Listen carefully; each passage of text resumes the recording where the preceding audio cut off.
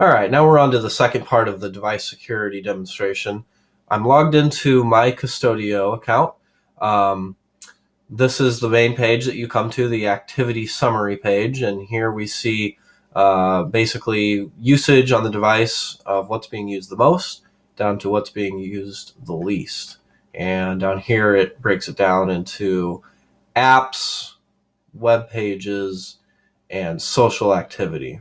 The social activity here and in the next tab, those are part of the paid premium functionality of the software. I'm only using the free version because I believe that it gives me exactly what I need.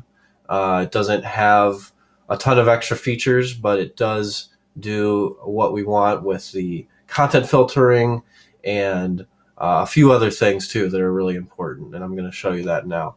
So we're going to skip the social activity since that's a paid feature. We'll go on to the web activity. This is going to show us information about web page history, sites that have been viewed, what time they were viewed, what date, actual links to the pages. And here's a nice feature that shows you immediately anything that was blocked or what it considered to be questionable content. I've set up some blacklisted sites, just randomly Yahoo and gambling.com and ESPN. And so it's going to show all of that kind of content here, stuff that's blocked. So that makes it easy to just quickly see, stuff that might not be, appropriate that may be being pulled up. Then in the activity timeline, it gives you more of the same information. All activity is actually going to combine these two, web activity and applications, into one. So I can go through here and I can actually click on them and I can say, oh, why is Yahoo blocked? And I can allow that, or I can block it. We'll leave it blocked for now. And so all that same information is here on the web activity tab. And then if I go to applications, I can see a list of applications that are being used.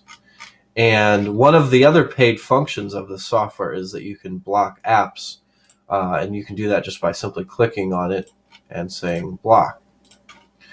Then the next tab is history of text messages and phone calls. And the last one is not very useful without paying for, because it's location history, and it does update the location every hour, but you can't actually view it unless you've paid for it. If you click on it, that's what it gives you. So then the final tab is actually where you set up the rules. So here's your content filtering based on category, and you can just click on them and say, oh, I want to block social networking and chatting.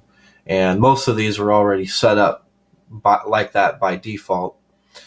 Then down here you can, blacklist or whitelist items. So I have ESPN blocked here and some other pages. And we can just delete ones that we don't need.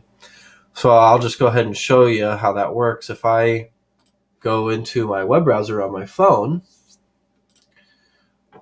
I can try to go to yahoo.com, for instance, and the software is going to block it as fast as it can. It usually takes a moment, and there you can see it did that, and now it should pop up and tell me that for your safety, this page has been restricted.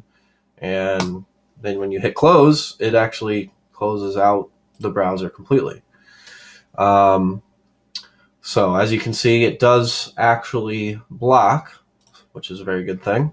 And then over here, the safe search, that's a really important feature too that this does, is it makes it so that when you actually are Googling for something, it won't give you back any search results that are like adult content. So that's really important. Kids might actually search for legitimate things and get back bad results if that's not enabled. So that's really good that that's in there. The next tab is time usage. I don't have this actually turned on right now, but I will turn it on to demonstrate how this works. So right now, my phone, I'm able to use it, no problem, because the schedule is not enabled. But as soon as I enable the schedule, then it says, okay, I can only use my phone from during these gray blocks, and you can change it however you want. Monday through Friday, you could have a schedule, and Saturday, Sunday, you could have a separate schedule. And when that is turned on and you're in the red block of time, then this is what it does. You try to open up the web browser, and it just immediately says, time's up. Your usage allowance is over. And that's it. You can't do anything. So then from there, you could set time allowances, and you can say, well, I only want the device to be available for 2 hours Monday through Friday. And then I put 4 hours on Saturday and Sunday, and set that up however you want to. And then the rest of these mostly are paid features. Application rules, that's blocking of applications. But I will tell you that there are free apps available on the Google Store, or probably even on Apple, that will let you do the same thing. On Android, it's called App Lock, and I've used it, and it works just fine. So you don't really have to pay for this one, like I said, because you can download an app for free that'll do that. The social monitoring, that's Facebook monitoring. So that probably is a really good feature. Everything about Qustodio that I've tried has been very, very good. So I would bet that probably works good as well, but I don't know, since I'm just using the free versions. And then in the call and SMS monitoring portion here, it actually has a feature that says also report the full content of each text message. So, but again, that's a paid feature. So even though it's turned on, when I go to click on the message back in the activity timeline, it'll just tell me to pay for it. So, and then here's your location settings.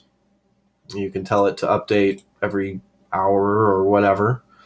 And then the last feature is a panic button.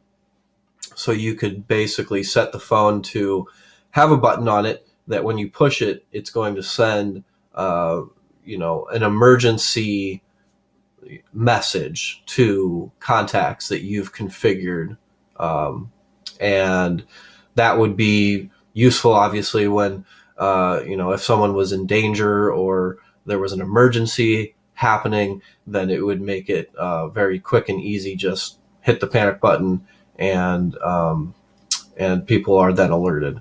So definitely a lot of features in here. The ones being for the content filtering and the schedule, those are completely free and fully functional, and I've been using it, and it definitely works really good. So this is definitely the one to go with out of all of the different options available, and just been really happy with the software. And I think that if Harvest uses it, all of the parents adopt this program and use it for their children, or for just accountability in general, I think that the devices would be much, much safer. So I highly recommend this. Thank you so much for watching this video.